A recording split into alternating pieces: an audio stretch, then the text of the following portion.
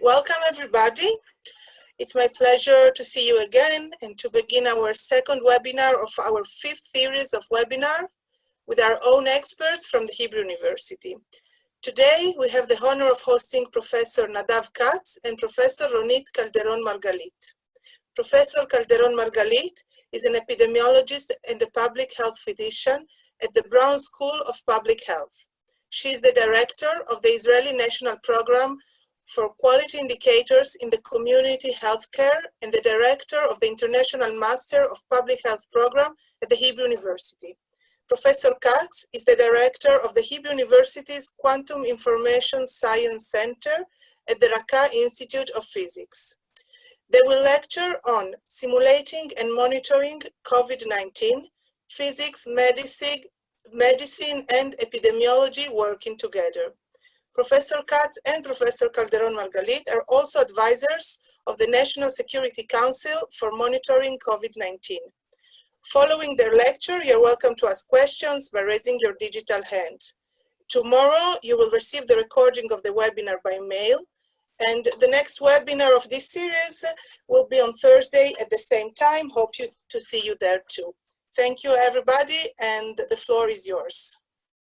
Hi, so thank you for this introduction, Mara. I'll begin with some background and then I'll give the floor to NADAV. So I'll just start with sharing my screen. I hope this is the right one. Yeah. Okay. So just to give some historical context, most of the epidemiologists that I know and I'm familiar with do not work with, the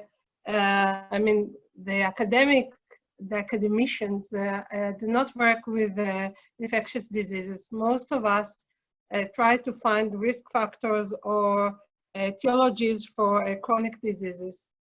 However, those who deal with infectious diseases are mostly the public health practitioners or field epidemiologists. And the reason is a kind of a paradigm shift that I didn't want to give a slide, but and from after World War II, there was a paradigm shift that moved from dealing with infectious diseases to dealing with chronic diseases because of antibiotics and the rise and increase in incidence of chronic diseases such as vascular diseases and cancer. And what you see here is a quote from a WHO manual that states that in the 1970s and for the years afterwards, following the development of new vaccines, antibiotics, and other treatments and technologies, that led to the proclamation of a victory of mankind over microbes. Many experts thought that it was the time to close the book on the problem of infectious diseases, and this is a quote of the US Surgeon General in 1969. So I'm up in this environment, in this feeling that this is over, although we all experience emerging diseases such as the AIDS epidemic and some other diseases.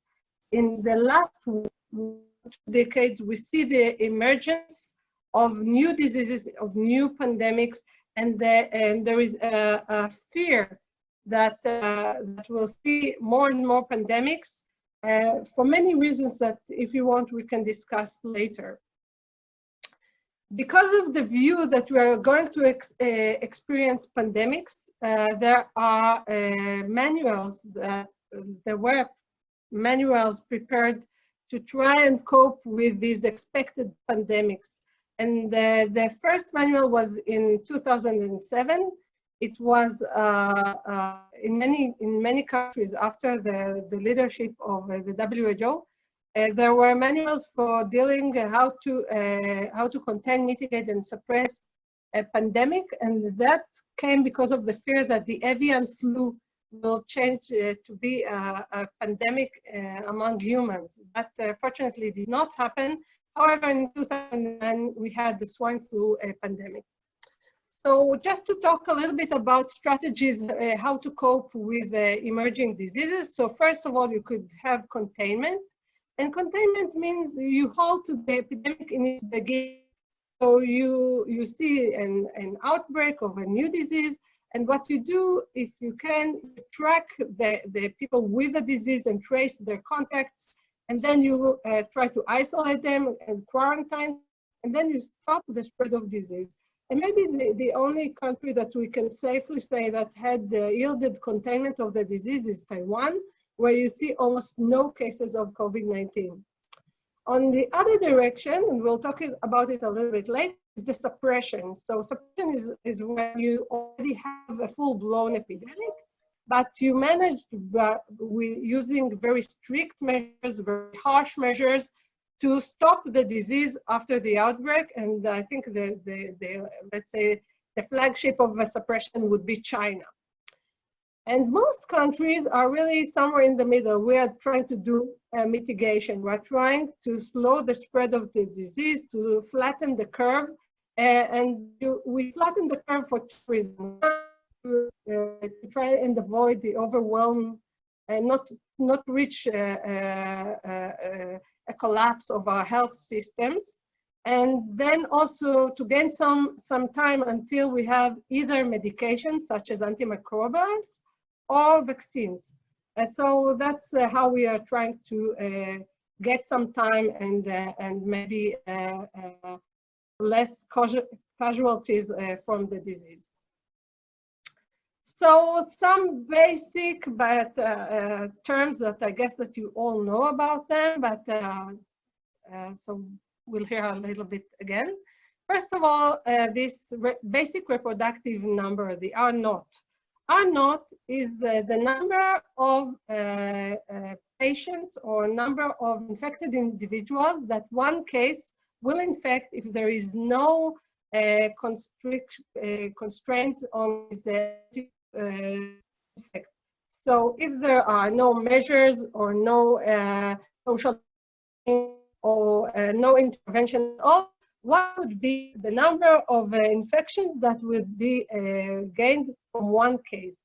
So here we see one omer infects 3 omers, and each one of them infects other 3, and this is the exponential growth or the geometric series that will happen if we won't interfere.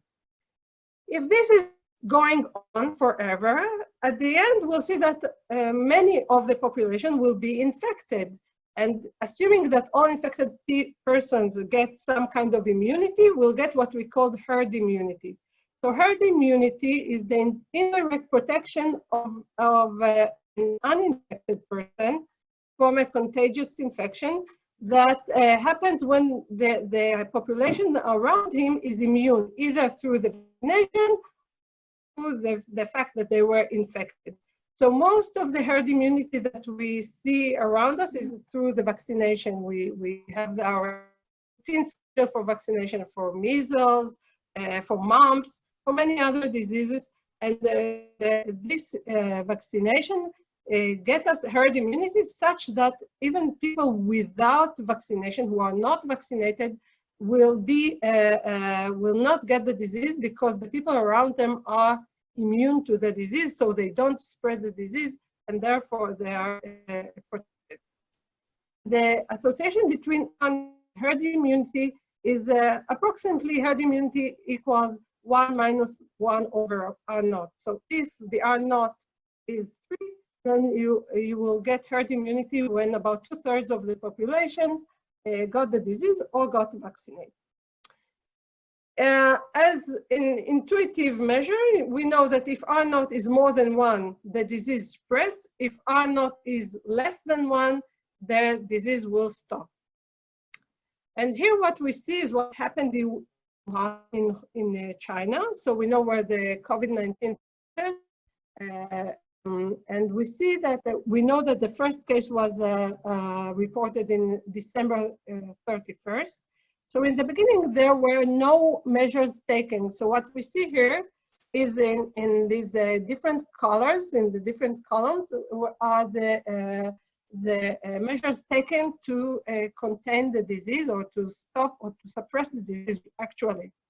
So what we see is the R naught, the change in the R, according to the policy taken. And in the beginning, when there were no effective policies, the R was around 3. So each person that got the disease spread it to 3 other persons.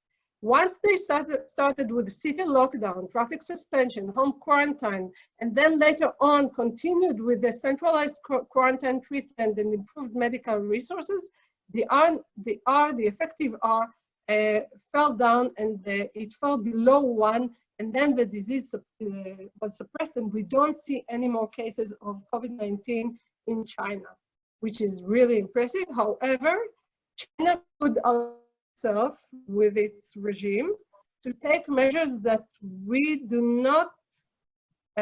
cannot probably implement in our countries. I want to give you another aspect of the infectiousness and what measures, how effective our measures can be. So suppression or social distancing or mitigation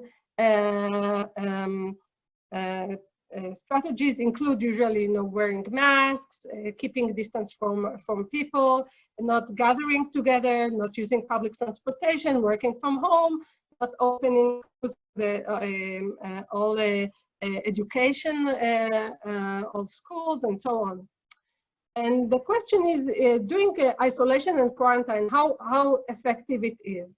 And this graph, what it shows us, on the y-axis, you have the R naught, or that we talked about, the basic reproductive number, and we see here the R naught for SARS, for smallpox, whether there is a range of R naughts because there are also many viruses, influenza viruses, and HIV.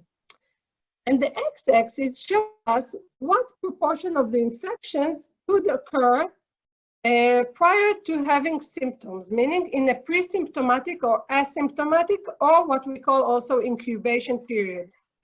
And what we can see here is that for SARS and smallpox especially has a very high R naught. It's a very infectious disease. However, people with these diseases are not infectious to others. They cannot spread the disease before they have symptoms. Therefore, having isolation of people is pretty easy and very effective. So if you see persons who cannot transmit the disease to others before they show symptoms, it's very easy to identify them and isolate them, and then having a very effective measures to do that. However, if we go to the we look to HIV. HIV has not such a high R naught. Some people, it's even only 2. However, most of the infectious period of people with HIV happen before they get the disease itself, before they have symptoms, before they have AIDS. And therefore, doing isolation and quarantine is not effective, and it's not really feasible for people who have the HIV virus. And what about SARS-CoV-2 or our current virus? Well, we know that the R naught is around 3, and we are not certain about the asymptomatic proportions. So there are some surveys done in Iceland and in Italy that suggests that 43% of people with SARS-CoV-2 are asymptomatic. However, the recent serological tests in the United States suggest that the asymptomatics are even much higher. So there is a kind of a debate. We do not know yet how large proportion of asymptomatic persons. And the more symptomatics we have that can shed the virus further, then the more difficult it is for us to do an effective quarantine and thus to mitigate the disease. So all countries basically practice this kind of closures, and this is kind of an illustration. It's not an academic one, just for illustration purposes. So we see, for example, in purple, what we would expect. You have this problem that arises with the disease of people that need ventilation, that they die from the disease and its complications. However, this closure and the disease itself have also long-term effects, and the long-term effects could be people who are need some treatment for non-COVID conditions, and they are in short supply because all of our resources are going to the COVID-19 disease. And then if we go into this third wave of consequences, we see the impact of interrupted care on chronic conditions. So we know in Israel, as in many other places, that people are reluctant to go and to have their usual care, or to have their usual screening, or to have their usual laboratory tests and so on. And will have implications that we cannot estimate now. And another thing that is really scary for all of us is, of course, the implications of the economic injuries. And this is here in this red line. What happens from the loneliness, the psychic trauma, the anxiety, the effects of a huge recession and the unemployment and the burnout of our medical staff. So all of this really bring us to think about the balance between the hazards of the COVID-19 disease, because you could say, well, the best thing for us is to put everyone under quarantine from the disease. However, we do not want to do that because we know that the other implications are severe and they are very costly. And in fact, we never had such a situation, at least in the last 50 years, and I think even more, such a situation. The whole population is lockout, and freedom, freedom of movement, freedom of expression, freedom of work, constrained and limited. We want to do some kind of balancing between these closures and the diseases I mentioned.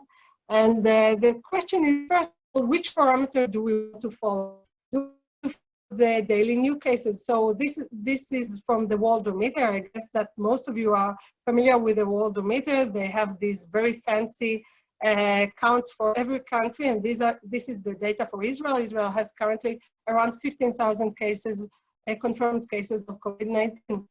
But if you look at these daily new cases, so I just wanted to show you here what happens on April 8th. So April 8th was the Passover night. It was a holiday night, and you see this decrease in cases from around 400 to 150. And you would ask yourself, it's probably not because the virus is observing the Passover, but probably either people were reluctant to go and be tested, or there was a shortage of tests, or a shortage of reagents, or a shortage of swabs, or what have you. So this daily new cases is not such a good measure to follow the spread of the disease. What about deaths? So follow-up on death limitation. It usually takes time. There is a time lag between new cases and deaths, fortunately. But on the other hand, let's look here, and this is for two pieces, one in the New York Times and one in the Economist, a very similar one, and it's based on the European CDC. What they are doing here is they're following the mortality and comparing it to the first decade. So in all these gray lines. In the gray lines, you see mortality in 2020 to 2019, and the red line is the mortality in 2020. And I think we really get the impression that in 2020 we have excess mortality. This is for England and Wales. So in England and Wales, they estimated that up until now, in 2020, we have an excess mortality of 16,700 deaths. However, only around 10,000 of those were identified as COVID-19, meaning that there are many people who die probably from COVID-19 because they did not reach the after death, before the mortality, they are not confirmed cases. And therefore, we would think that follow-up on death is not such a good measure to follow the spread of the disease. So what we are suggesting here is to follow on the parameter which is the clinical and important to the health system in Israel as well as in other places. The main fear is that the health system will be overwhelmed. We all hear about the lack of ventilators, of ICU beds. And so we said, okay, why won't we follow these people who need these ICU beds? So what we see in this graph, in this figure, in this pink, we see the new confirmed cases, and we see this rise in new confirmed cases. In the red triangles, we see the rise or the increase in mortality and deaths over the COVID-19 epidemic. And here in the middle, what we see is the changes in critical care beds or critical care patients. And what's really interesting here is that if you see this increase, you can see an increase, one steep line that goes until March 25. Well, March 25 is exactly 10 days after the first policy measures came to light, and they were measures that were supposed to decrease the social interactions about around 50%. Then, so there was this change in the slope of the increase of these critical care patients until around April 5th.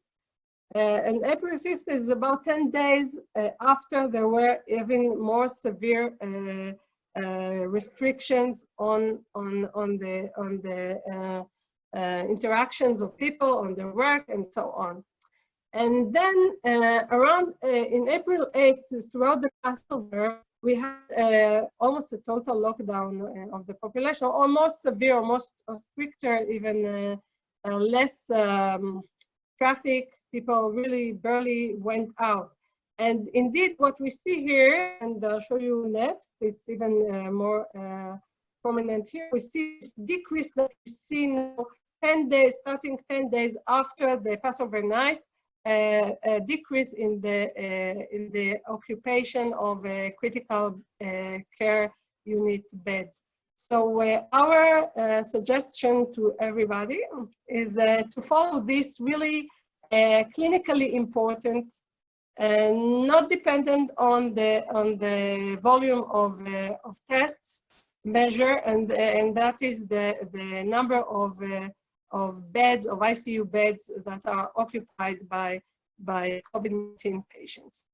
And I think now I will move to NADAV. NADAV? Yes, hello. Hi. So that's you now.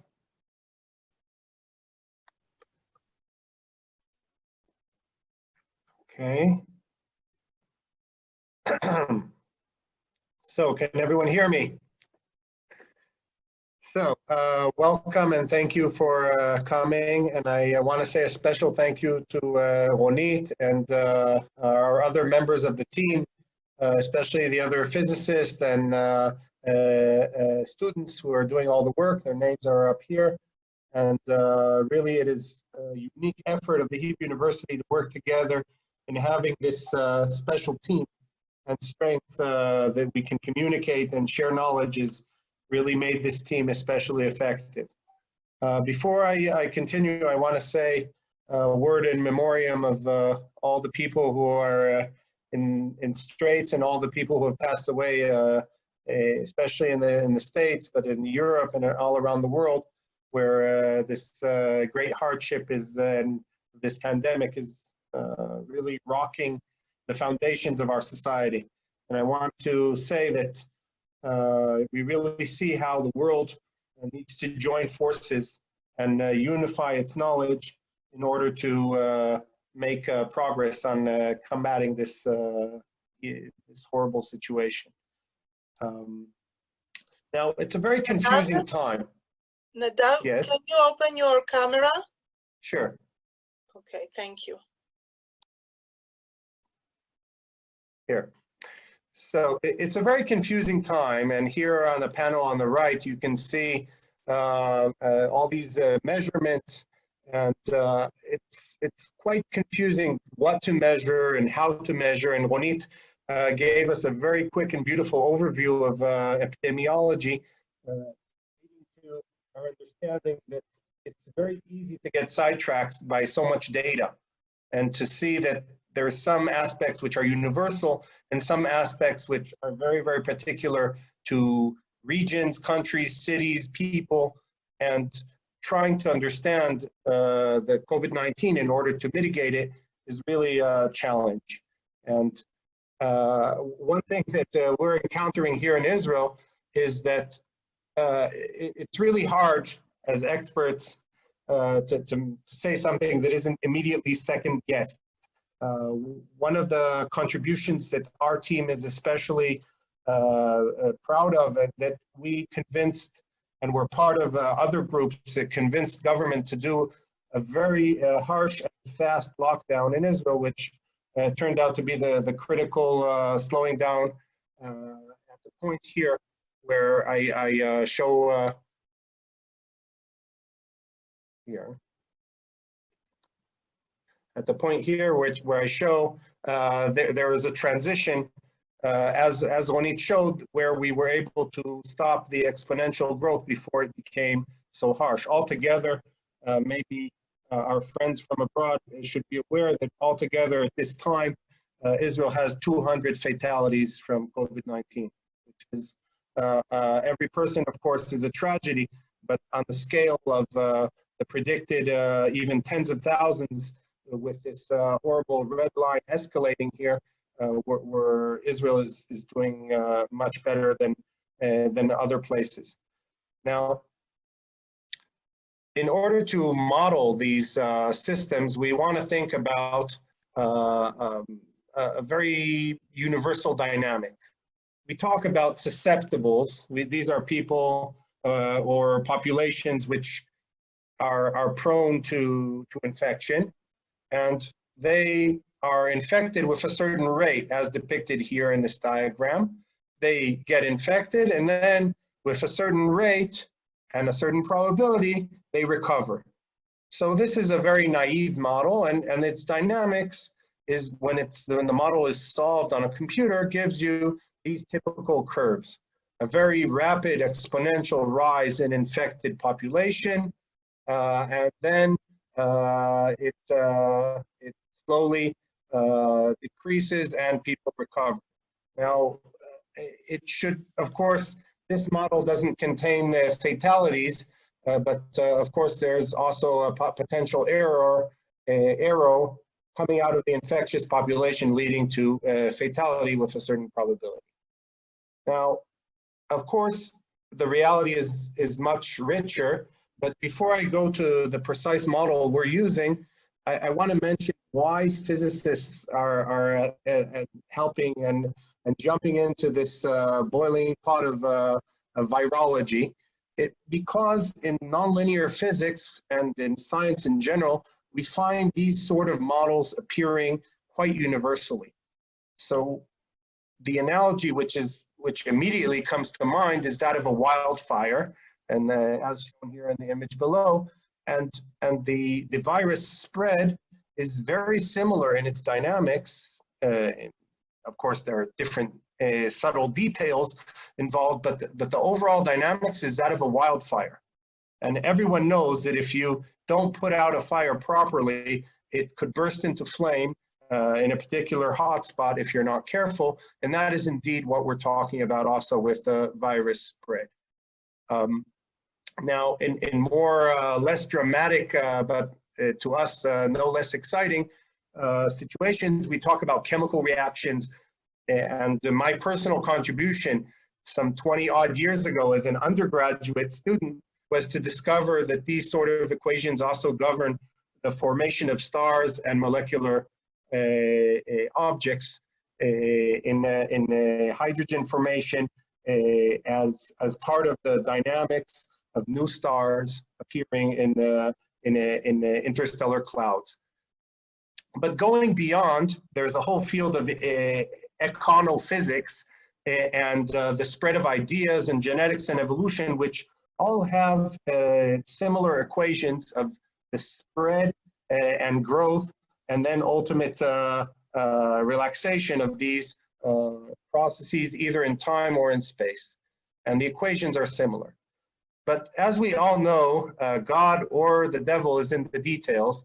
So it isn't enough just to make these rash global universal statements. We should look at the details. And one of the most important aspects of COVID-19 is that it's age sensitivity. So the first thing we did when we set out to replace the very naive model that I showed before was to note that we have to divide it up into different populations by age. So we have a set of populations where we look at how each age reacts. And every arrow here depicts the probability and the rate at which these populations in each one of these circles can evolve into another. So for example, this transition is that of people susceptibles at different ages indicated by the subscript I becoming infected. And these are the symptomatic populations, but this particular group is the one which will go to recovery with a particular rate. So this is actually the route which we looked at before. But now we've added a bunch of other routes. One of them, for example, is the asymptomatic route, which RONIT described before.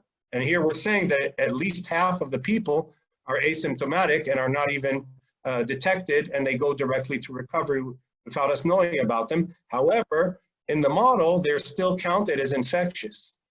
And that's, of course, part of the problem with this particular virus, making it especially difficult to contain by just measurements and isolation of the infected, because you often don't know who's infected and who's wandering around without knowing it himself.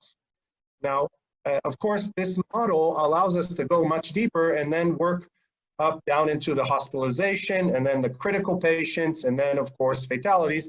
But of course, we prefer these routes going to the recovery. Now, the critical aspects are the infection rates per age group, which initially are the business as usual infection rate of the disease. And this eta here, which is the fraction of symptomatic infected.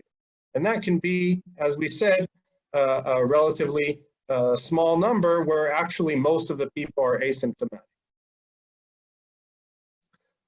So we took our model and we compared it by just solving it on a computer and calibrating it. We compared it to various other countries and we saw a relatively convincing fit to the fatalities. And this indicates with very little fitting that we understand the dynamics of the spread of the disease in many different countries. And of course, this is again on a logarithmic scale where the extreme mortality in Spain and in Italy is 10 times higher, at least now, than in Germany. But the universalities of the initial slopes are related to what happens before you apply quarantine and lockdown, and the leveling off of these graphs has to do with the mitigation and containment that RONIT described so beautifully earlier. Now, I want to show you something that I prepared for you, and this is, let me exit the sharing screen and go to another screen.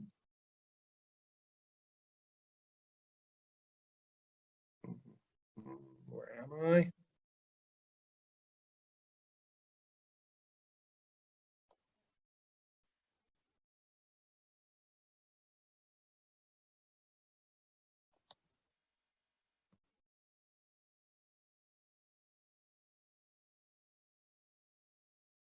So I want to take you here to the Racah Institute of Physics website, where we've set up a simulation of how the lockdown influences mortality, and we're able to control the infection by quarantining different age groups. So I'm assuming most of you don't know Hebrew, so I'll switch to English. And these graphs show you and allow you to change the quarantine parameters, the closure, and how strong is the closure. So right now, this is a business as usual simulation, no closure. But for example, what happens if I strengthen the closure? We see that it starts mitigating and lowering and affecting the levels of mortality. It's much easier to, as is always common, to see things on a logarithmic scale. And we see that at least in Israel, we're not far from this sort of situation where the quarantine is very strong and the mortality is quite low. And you can see how the populations both influence each other, and it's not enough to just closure the aged and the above 60 population, because actually you have to mitigate and contain for the entire population by more careful hygiene and various strategies, again, as RONIT described so carefully. So let me go back to the presentation. And here, for example, you see this is a graph in which we, as part of the simulation and as a function of time, we change the infection rate in an age-dependent way. So the lighter line here is what happens when we, for the younger age group, we inflict a closure upon them at a particular time. For example, here, this was around Purim, where Israel started locking down, closed the schools, told everyone to go home and stop mingling and infecting each other. And the older population, which is the darker line here, were instructed to go into even more careful quarantine, so their infection rate was pushed down even lower. And this sort of closure measure is what was simulated in the website I showed you before, and what was changed by the slide bars was these levels here, the level of quarantine and closure on the younger population and the older population. So now, actually, we can learn a lot more by the simulation because it gives us a dynamical control. We don't just apply quarantine, we can also open it up. For example, here, what would happen if we applied a closure and then after a few weeks we got bored. People started griping, the economy, and then we just released it suddenly. So we see here the dynamic. And this here, it's per decade of age group. We see that there's a relatively slow growth of the infection, but then at some point, which is this point in time here, the infection rate for everyone jumps back to the business as usual level. All the schools are reopened without any care being taken, no mitigation is done, no hygienic control.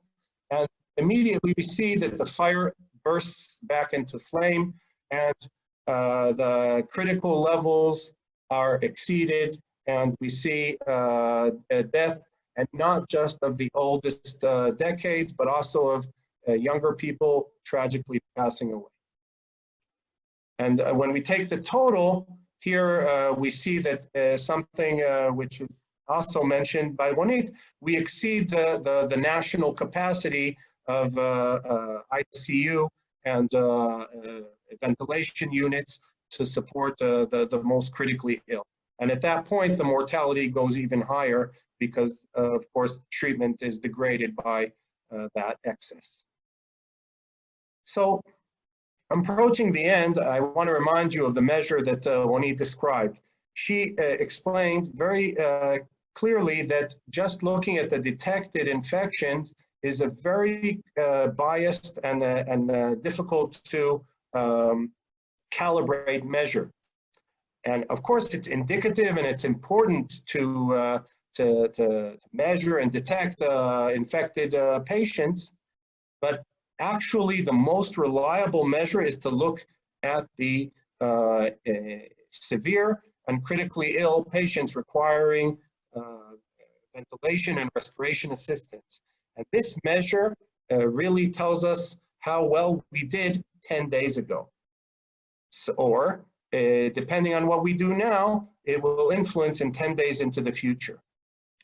So the important thing to do is to consider measures that are put into effect and then monitor them for around 2 to 3 weeks, determine success in form of this number here not increasing beyond a certain threshold, which is predefined. And if it exceeds it, you have to lock down, at least locally, where you see these outbursts, just like a fire. You detect the places where you have a flame bursting, and you immediately put in more stringent measures to put it out. So, to summarize, mortality in Israel is quite low, and that indicates a very strong lockdown and quarantine of susceptible populations. Despite journalistic and popular criticism, it appears that so far in Israel, the measures were quite adequate, but this basically slowed down time. And that allowed us, and still is critical, to learn from others and build up infrastructures of scientific, technological, and medical capability. We need to measure and understand both local and noisy dynamics better. The model I showed you was a model which gives you sort of like a national average. And actually what is needed is a more careful modeling of local behavior along with the global national capabilities and mitigation strategies. And we're working, of course, on these models as well. Some of them are beyond numerical capabilities. Some of them require too many fitting parameters to be useful. And we're trying to find a situation in the middle where we can model, and also estimate and learn. And of course, the exit strategies involve running all kinds of different scenarios, as I described before, releasing different age groups, and in parallel, the most important thing the simulations do is tell us what not to do. And I showed you one example is, it's great to have a lockdown and pat yourself on the shoulder, but if you release it, suddenly everything bursts into flame and you gain nothing. And you learn a lot of, I hope, humility from these models. And something which grows exponentially needs to be treated with a lot of suspicion, and you cannot trust long-term predictions. The models are not stable, and you have to measure as you go. There's too much uncertainty, especially with this particular virus, especially the asymptomatics, which the literature is not completely clear on how many there are, along with child infection rates, which again are hot in the news now. Are the children infectious or aren't they? This one child in France, which did not infect 172 people, whereas other cases were detected. And again, these are things which are hotly debated. And the most important thing is to go slow, measure, and release where you can, and both locally and both by age group, and eventually build up the infrastructure to support people to avoid damages in the economy and in social and emotional damage of extended quarantines on the elderly. All these are very serious issues which these simulations play an important but not the only role in determining what we should do on the national level. So I'm very proud to be part of a team which is giving important advice, but there are many others doing it, and it's very important to have open dialogue from many different disciplines, and the Hebrew University excels in this universality, ranging from economics, physics, medicine, epidemiology, and we're again proud to do our part in this national and global effort. So thank you for your attention, and we're happy to take questions. Thank you, Nadav. This is a really fascinating lecture. So I see we have here Joseph. Joseph, would you like to unmute yourself, or do we unmute you? And ask a question, Joseph Oscar. I don't see that I can. Can you hear me? Yes. Oh, you do? Oh, I'm glad. Well, first of all, RONIT, I would like to ask you one question. You showed the graph about what happened in Wuhan starting the 31st of December. But according to most information which appeared in many newspapers around the world, apparently the epidemic started sometime in the middle of November. Consequently, how do we treat that data if it's not available? Well, the data that is not available, unfortunately, we don't really treat it, but apparently, even when you look into the epidemic curve in Wuhan, there are cases before the December 31st. So you don't see, I guess what they didn't do then, because it was in the, if you remember, early days of the epidemic, there was a little bit of the news.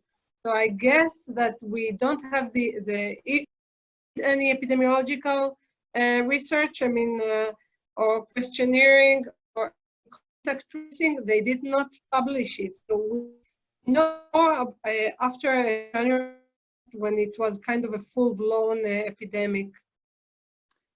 Okay, thank you. Then a question to Professor Katz. Then, if I understood you correctly, what you say is the most important message that I got from you is that you cannot make long-term predictions. You have to base yourself and let's put it this way, navigate at sight and see the way it develops, and then adjust the lockdown or the measurements based on short-term models, because this is the most indicative. Did I get you correctly? Yes, I think you summarized it beautifully. The simulations help, and again, they help you mostly to understand what not to do. And they allow you to avoid the most obvious pitfalls, but ultimately you have to gain time in order for the system to adapt both socially and medically to this new situation. And that requires time. People are not like machines you can switch on and off.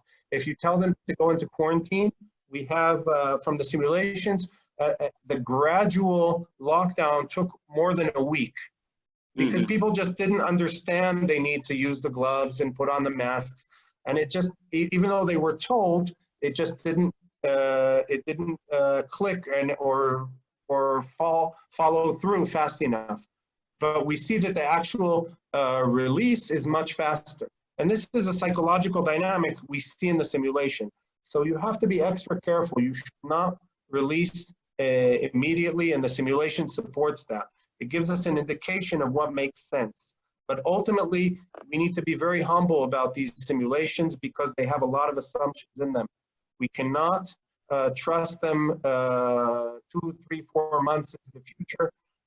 Things can depend on temperature, on humidity, on new therapies that will be discovered, and different behaviors of different subpopulations of the Israeli populace, different mentalities, different responses to the instructions, and all of this cannot be anticipated the way physicists like to anticipate things. It needs to be tracked. Too many factors to be quantified. Is that correct? Yes, but ultimately, the measure of the severe and critical patients gives us a very reliable indicator of whether we're acting responsibly. And as long as the slope is sufficiently low, we can act quickly and detect hotspots and shut them down.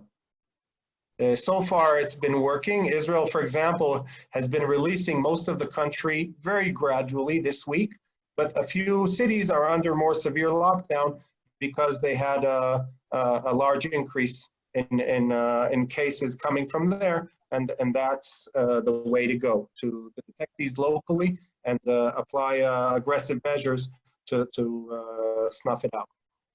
I'm located in Italy. I'm listening to you from Italy. And I would like to say to you, תודה רבה, שמחתי לשמוע אתכם, זה היה מעניין מאוד, ולמרות שאני מדבר אנגלית, אני גם מדבר עברית כמובן. Thank you very much. And stay safe. So Thank you. Our next question comes from Moti and Navi. Moti, would you like to unmute yourself? Yeah. Moti, we are listening. Hi. Hello, RONIT. Hello, NADAV. Thank you very much for a very, very interesting presentation. I had two questions. The first one relates to the mitigation measures. There's a lot of discussion today, which one of the mitigation measures is the most effective. So social isolation, quarantine, the masks, the face shields, and so on. Does the model account for the different effectiveness of the different mitigation measures? Now, the second question I have is regarding the fourth wave, Ronit, that you mentioned, which is the indirect deaths that are caused by depression and social impact and so on. Do the models take into account the deaths that are a result of the fourth wave as well, or do they only account for direct deaths from the COVID-19? Nadav, would you like to answer? Yeah, maybe I'll take those. Maybe I'll answer the second question. Right now, this is just an epidemiological model.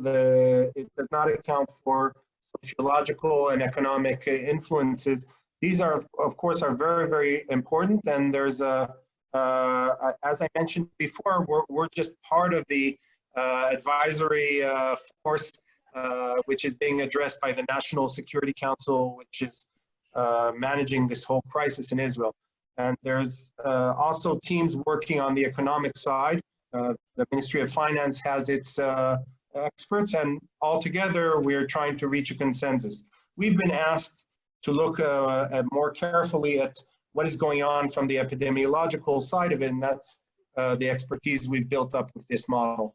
Now, regarding the particular aspects of isolation, so the particular model we're working with has numbers in it, which we attribute to different behaviors. And calibrating these numbers is not at all obvious, as I mentioned before. If people are told to wash hands or to wear masks, it's not at all obvious what number I should put in as the new infection parameter. We can calibrate it in retrospect, and it looks like the most critical aspect is that of hygiene. And especially the masks, but also more careful hygiene in general seems to be the most critical aspect, along with extremely careful isolation of susceptible populations. I want to say that the tragedies of old age homes where infections start spreading are happening all over the world. In Israel, we have a few of these cases, and everyone is shocked by them because people above age 80 in these old age homes, when they're exposed to it, the mortality is extremely high. And that's something which I think all countries and all people should be especially careful to avoid. Thank you. Is that, Moti, did that answer your question? Yeah, thank you very much, RONIT, NADAV. Thank you. So now we are moving to Alan Zinober, or Alan? Can you hear me? Yes. Now we don't hear you. Can you hear me? Yes. In the UK, just want to, can you switch off your sound then? In the UK at the moment, a lot of people who normally would present at hospitals with heart attacks and strokes are not going to the hospitals because of fear of COVID. And it's a very high percentage decrease of these people going. So presumably a lot of people are dying at home, not necessarily from COVID, but of heart attacks and strokes. The second thing I wanted to raise was having recovered from the disease, it doesn't necessarily imply that you will have complete immunity against the disease. It seems that in a number of cases, people do not acquire immunity and could be reinfected.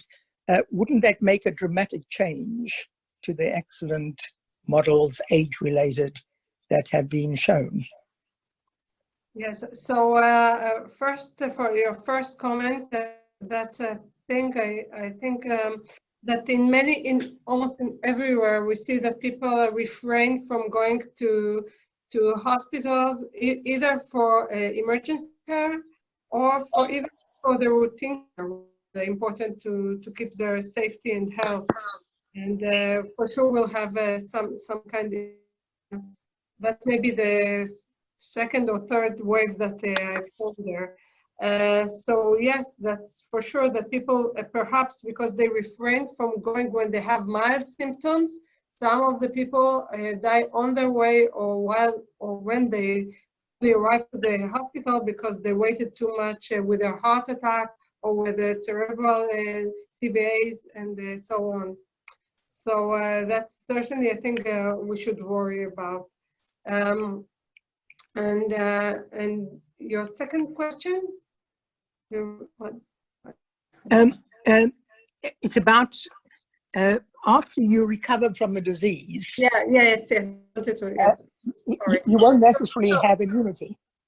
So the current assumption is that you do have immunity, and even the cases that were positive after they tested negative, the assumption is that one of the tests was a false test. So either the negative test in the middle was a false negative, or the second positive after the negative is a false positive.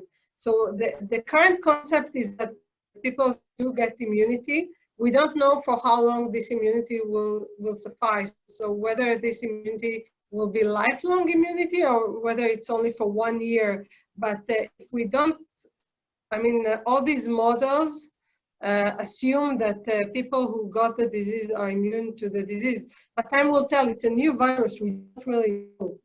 So we have to hope that this is the case, even though that there are reports that not all people that got over the disease have antibodies, that they have maybe developed a cellular immunity that is not manifested with antibodies. It's all probably too soon to know. We learn every day. It's really amazing how much information is flowing all around us. Okay, thank you very much for that. I just want to mention something about the model. The model is actually a work in progress. We're now on version number 33, I think, of the model, because every few days a new number or new research flows in, and we modify the parameters or even add a new trajectory which we didn't know about before. So if indeed this business with people not acquiring immunity is the case, we can add it into the model as one of the trajectories that is possible. Of course, we hope this won't manifest, but if it does, the model can handle it. It just needs to be modified. Okay, thanks very much for the good answer. Thank you. And Danny Zobin. Hi, so thank you for the presentation. And so I wrote down here a few questions. I'll ask first, the lockdown, does it do any good, any benefit besides buying time? So this is important, to buy time, and I'm asking, is it doing anything else? So, well, you see, for China, it worked really to suppress the disease for good. I mean, they are probably over the disease, and unless they import into China new cases from other places, they probably won't have an outbreak. So it could potentially reduce the effective R, this reproductive number, to have a spread of the disease. But the idea, the basic idea, the basic rationale for that is buying time, is flattening the curve, so such that the will be overwhelmed, and maybe we'll gain time. Yeah, we'll buy time until we have either medication, effective medications, or vaccines. Or maybe. I have another comment on that, if that's okay. Yeah. Because the disease is so age and susceptibility differentiating, so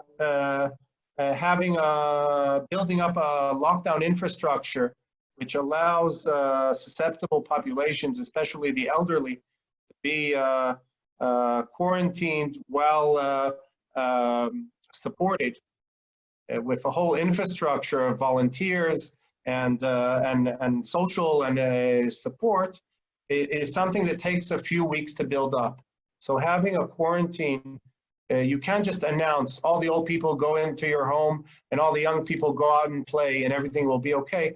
At least in Israel, that doesn't work. It takes people a few weeks to build up the support base for all the people. There's a lot of people who are on their own, and different community projects have to find a way to reach out to everyone. So the lockdown was critical for building this up and for creating a sustainable isolation of the susceptible populations. And now, indeed, we're trying slowly to release the less susceptible and to build up the herd immunity via people who don't go to serious hospitalization as much as the susceptibles. And that's the hope, that we'll be able to achieve herd immunity without as many fatalities, and that, or buy enough time for different procedures to become more and more effective. Thank you. So, referring to what you, RONIT, said, is are you, when you talk to the authorities, do you actually advise them a possibility even of keeping the lockdown until we have a vaccine, which people say are like a year or maybe much more? Well, No. You see that the effects of lockdown are really detrimental, and so let me give you examples from Africa, for example, because it's not Israel, it's more extreme. Just to take it to the extreme, there you would talk about people talk there about food security. So we don't want people to die from starvation, just but not from COVID-19. So we have to balance it. Me, on the contrary, I'm trying, and we are all in this fantastic group. Once we saw that, for example, the slope of the critical and severe cases is flat, we said, well, it's time to do a gradual opening of the economy, because people are really devastated. Our social circumstances and social support from the government are not great enough to support people without work, without income. We don't have such a good social welfare support, and we do need the economy to keep on moving. Anyway, we will face recession, so we want to keep at that minimum in order to let people have a sense of life. I mean, we won't die from the COVID, we will die from other things. Yeah, of course. So you are. This sounds just. So you are saying we really eventually we can only do this for a short while to build infrastructures, and we kind of used it already. So what we can do. So do you agree with what seems to be the government taking back to open? So the direction seems fine. My personal problem, and it's kind of a personal opinion, of course, is that things are not really organized. So it's not, you don't get the feeling that there's a determined policy, that people really thought about the implications of everything. So for example, they say, practice social distancing, but then they will open these beauty parlors, or so you say, okay, where do you put social distancing when you have your cosmetician treating you? So something is not really, it seems like the decisions of what will operate and what will be open and what is the pace to do that and what is the parameters to follow on the success of these strategies. It seems more politically driven rather than I would say professionally driven. Or we are trying, in fact, my colleagues in the school and I were very useful in pushing currently the opening of the schools, because we said that without opening at least for the younger children, the economy could not move on, and there will be a burden, and the socioeconomic gaps will increase, because the burden is really falling in a disproportionate way on those from the lower classes. And Yes. It's not for me, it's for those that don't have job security and food security, and we have to keep them in mind. Right. Okay, thank you. And there is one factor when I was looking at the data, which I just cannot make sense of, and I will be glad if you could shed some light on it. When I was looking at the graph of death in Israel, at no point it looked exponential, just at no point. And my expectation was that at least at the beginning, before the measures were actually effective, which takes time, we would expect as a virus, like on the day 1, 2, 3, 5 goes exponential, we would expect that after 2 weeks or 3 weeks, death will go as well. So that's, yeah, so how do we make sense of that? NADAV, you want to answer, or do you want me to answer? Yeah, so I brought up the graph. Is this the graph you were asking about? For example, I was looking at the data myself just before. Yeah. So here's the data of the mortality. These are the red triangles, and you're right. There's never really that much of a straight line there, which would be an exponential growth. It's actually a series of straight lines because Israel started implementing serious lockdowns even before the first mortality. And these had a varying degree of influence on the rates as they filtered through. Another point is that in Israel, and I guess in many other places in the West, when the ICU units are not overwhelmed, there's a larger delay between the point of hospitalization and then going critical and then passing away. So there's actually about something like 11, 12 days from the point in which you, on average, become seriously hospitalized with respiratory assistance until you either recover or, sadly, the percent that passes away. And having that extra buffer means that the effects of the quarantine and lockdown and mitigation strategies actually reflect what happened about 20 or 30 days before. So Israel just caught it in time and then successively increased its levels of lockdown to the point at which things leveled off around Passover. And now it's time to start releasing, and hopefully, and we'll see, this is a process we don't have that many models to learn from. There's a few countries that have started, but they're only about a week or two ahead of us. We're trying to learn from their example, but also we're going to end up making our own mistakes. It's quite unavoidable, but hopefully the mistakes will be ones that can be corrected and won't lead to a serious outbreak again. I want to offer another point of view, and one is that Israel is relatively a very young population, so you don't see that many deaths. And another thing is that if you look into about half of the deaths are in old age homes. So the people who die in old age homes, they usually do not infect each other. So you don't see the exponential growth.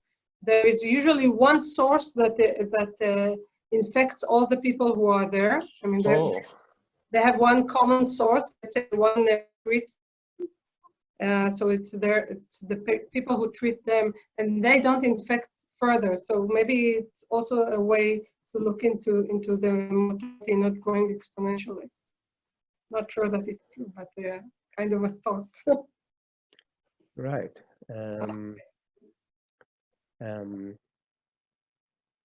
Okay, so if I can just add one more, so you will say just this big debate on how dangerous eventually the disease is.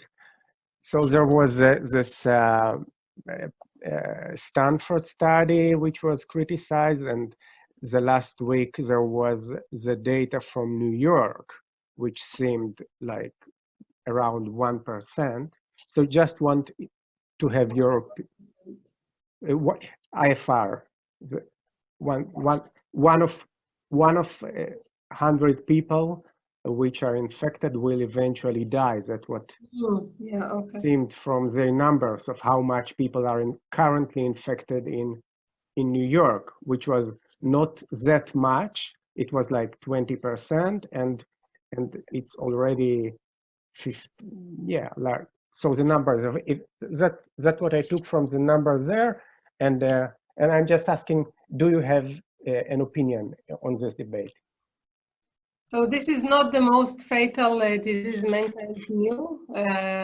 SARS was much more lethal on that scope, but SARS was very easy to mitigate.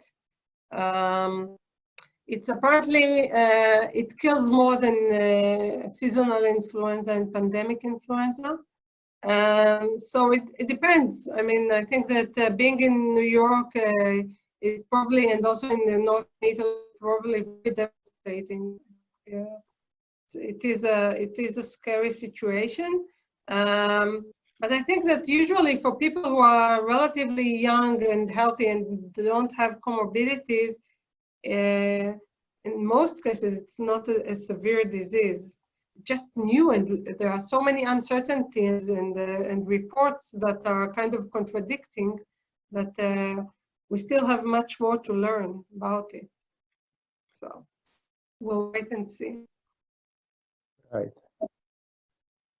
Okay, so we see now Siramoma Diamond. Yeah. Hello. Hi. Hello. Hi. Hi. I have also a few questions, please. First of all, I wanted you talked about the improved hygiene and how it can take the place of the lockdown. So the question is, do you think that now, if all the population will use masks and gloves, is it okay to release everyone and let them be more or less free? So maybe I'll start and RONIT will add. Definitely not, because there are too many unknowns. I think it's a possibility, but it's not. In matters of policy, you have to be extra careful, because again, as I showed in one of my slides, once you release, it's very hard to lock down again. So we have to take it step by step. It's quite possible that if everyone, or at least a large fraction, are really careful about hygiene, then, and especially the susceptible and elderly are extra careful, it's quite possible that you're right, that then things can be managed, but it's not a certainty. And that means we have to take it slow. We've spent about a month and a half in quarantine here in Israel, or maybe even serious lockdown of a month. And I think we should spend another at least a month or two learning the disease and slowly emerging from it, because if we open things up too quickly, we could easily reignite things and look just like other countries where the outbreak led to tens of thousands of fatalities. This can happen very, very quickly if you make a mistake. So it's better to be careful and lose a couple of weeks, but ultimately not to make a big mistake. That's my opinion. Okay. Did you, in your models that you showed, did you take in consideration the working environment?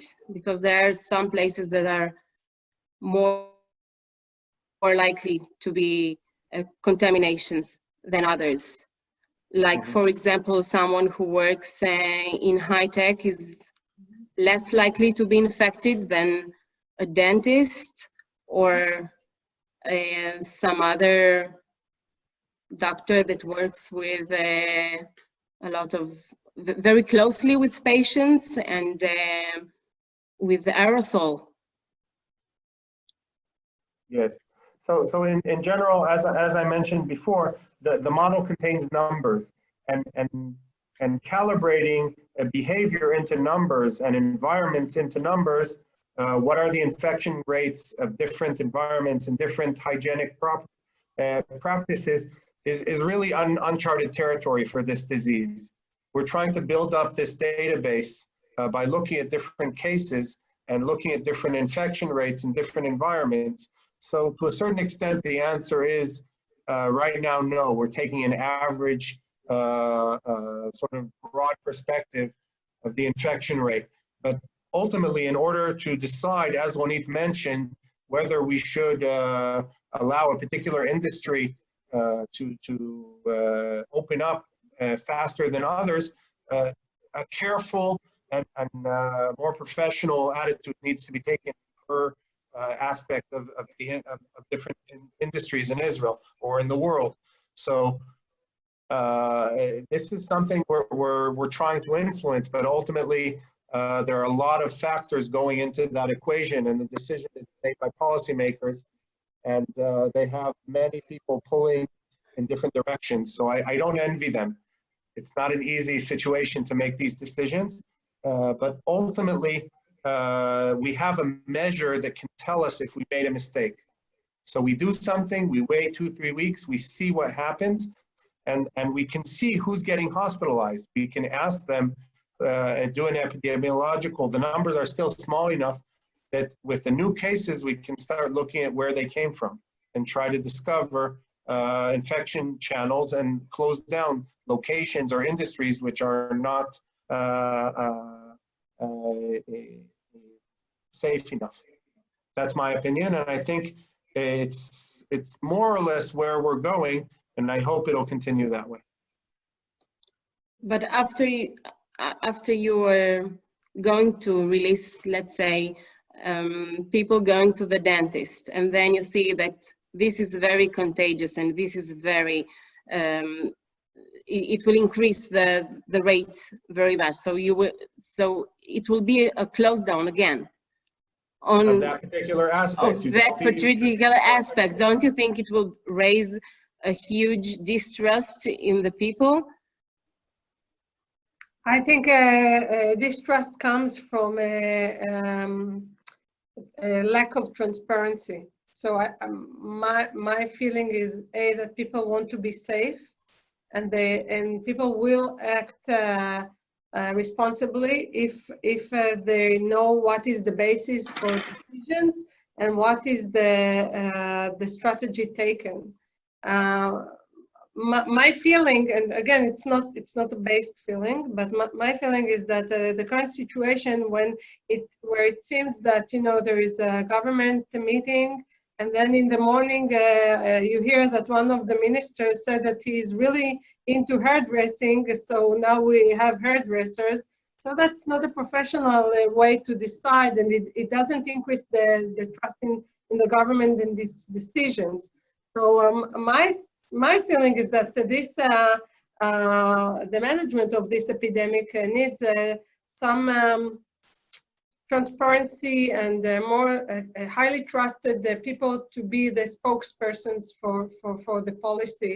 And then I think that you could do whatever you want. I mean, not whatever you want, it will be professional. But you'll get, I mean, you'll get the compliance and the participation of the public if they trust that what you're doing is done for the right reasons, that what motivates you is the good of the people. And I think people trust such people. And you see in the States, the status that Anthony Fauci got, being the spokesperson for the coronavirus, and he's a very professional person, very knowledgeable person, and he speaks directly in a very transparent way to the people, and they admire him. And it's not an easy place to control people. It's like, so I think that's the secret. We just need to find that person. Okay, thank you very much. I really appreciate your honest answers. They come from the heart and I can feel it. The last question I have for you is, you said that you collaborated with many people on doing this. And I was wondering if you have approached anyone from the dental public health department. So in our school, we have collaborations with the dental public health, but as far as I know, there wasn't something specific. But if you want us to act on something, just write to me, and let's think about something. Well, as an intern in that department, I would love to cooperate with you. Okay. Thank you very much. Thank you. Okay. Do we have time, or do we need to stop? We have two more questions. We also have some questions in the Q&A forum. I think we can have two more questions. Okay, so we have here Pia Guralnik. There's also some Q&A in the forum that people have posted, and they're waiting patiently, I think. Really? Okay. Let me Do you see them in the Q&A? Ah, wow. Now I see them. Okay. So some of these we've answered along the way, but maybe we can run through them quickly and give quick answers. Okay. So there's a question about the Diamond Princess, which was the so-called failed experiment of the Diamond Princess. And of course the Swedish model. So maybe I'll say a word about Sweden, and then Juanito will comment about the rest. So in Sweden, they actually they took a very brave step, but I think that they, in a sense, they got lucky. And it wasn't at all obvious at the time when they made the decision. A lot of numbers were uncertain. Hindsight is always 20/20. But also another thing that happened in Sweden is that their social infrastructure was such that and medical insurance situation was that many workers who contracted coronavirus didn't have medical insurance and the ability to sign in sick. So they came into work in the old age homes and infected a significant population there. And that was one of their big mistakes. They've since rectified it as far as I know, but that's something that they have to learn. They learned their lesson the hard way there with many fatalities. Juanito, do you want to say a word about the Diamond Princess? Yeah, so the Diamond Princess or Princess Diamond, I always get confused. It's a fascinating story. First of all, it was one of the first clusters of COVID-19, so it was really interesting. It was one of the first large clusters, and you could think about that it will give us A, the R0 of the disease, and B, the asymptomatic rate. However, there are some people who say that the computations are not so correct because people were not really mixed within each other, and therefore it's not that they really had an equal chance to get the disease. And also there are people who say that because those who were presumed asymptomatic were those who were diagnosed late, they probably were pre-symptomatic and then they developed symptoms later. But overall, we always like to look into natural experiments written. Certainly a test case that is really interesting, it's fascinating. And now we see Denmark that opened its economy and the schools, and we are following that to see if there will be an outbreak. So yeah, always interesting, and we are trying to learn from the experience of others. Okay, should we move further? So we have here Ron Gill asking, Israel did contact tracing for the first several hundred cases. They're still doing it. What can we learn from those cases about the infections of children and asymptomatic people? Well, this is a really painful question. I don't know if to thank you for asking. Israel does contact tracing, tracking, and they do all the epidemiological questionnaires, but they don't let go, they don't release the information, not even to the people who conducted this epidemiological questioning. So it's not available to us. And only now, just now, because we made such a fuss about the infectiousness of children, that they said that they will analyze the data and will tell us that children are infectious. So they already know the answer before they analyze the data.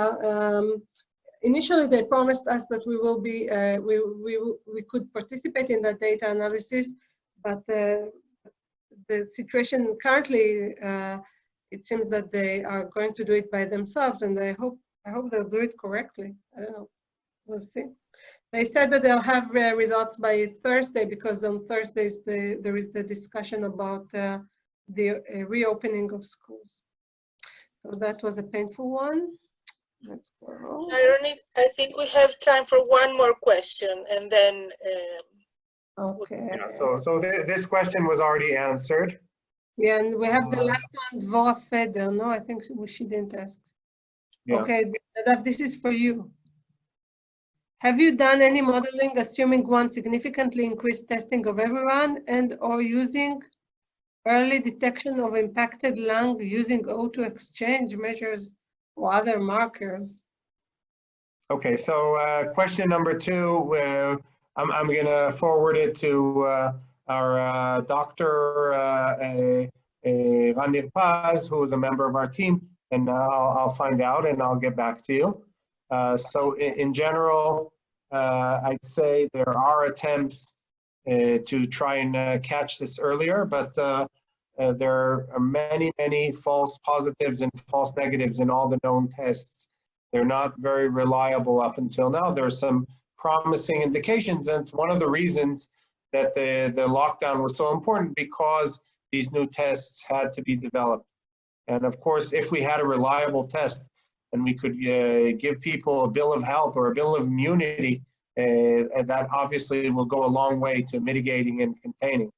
But right now, given the uncertainty of asymptomatics and infectiousness of children, etc.,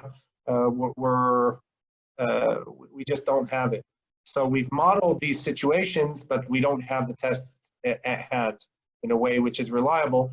And the truth is that if you have too many false negatives, meaning you miss people, then especially with COVID-19, with so many asymptomatics, it's a big problem. And so that makes these tests, if they're not very close to 100% reliable, they don't do a lot of good, because too many people are still wandering around infecting and assuming that they're fine because they have a test to prove it. So if the tests are not good enough, then they don't help. They actually could do damage. So that's what we know about it right now, and we've modeled it, but we don't have the test itself. Regarding this impacted lung, that's a medical question, and I don't know the answer, and I'll find out. Okay, so thank you very much to Nadav and Ronit. Thank you for your great lecture, very interesting to all of us. And if some of you have any question, you can write me or write to Nadav or to Ronit, and I'm sure they will be glad to answer your question. Thank you. Hope to see you in the next webinar on Thursday. Thank you.